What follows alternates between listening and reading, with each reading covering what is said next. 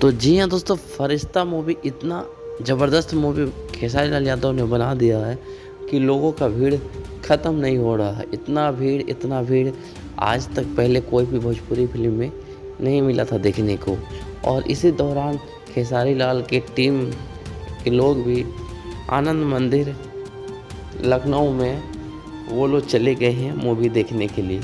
और बहुत सारे फैंस का डिमांड भी रहता था कि सिर्फ वो लोग ऑनलाइन लाइव आकर फिल्म का प्रमोशन करते हैं और खुद देखने कभी नहीं जाते हैं टिकट खरीद कर। तो ये सब जितना भी खेसारी फैंस का जो क्या बोलता है खेसारी टीम से प्रॉब्लम थी वो सबको दूर कर दिए अखिलेश कश्यप और खेसारी टीम ने जाकर।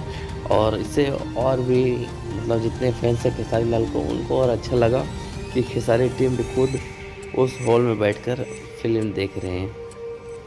और मत पूछिए फिल्म कितना मतलब ब्लैक में टिकट भी मिल रहा कि लोगों को देखने में बहुत दिक्कत हो रहा।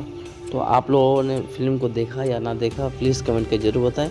और वीडियो को लाइक शेयर और चैनल को सब्सक्राइब जरूर करिएगा। मिलते हैं अगले वीडियो में, तब तक के लिए इजाज़त दीजिए।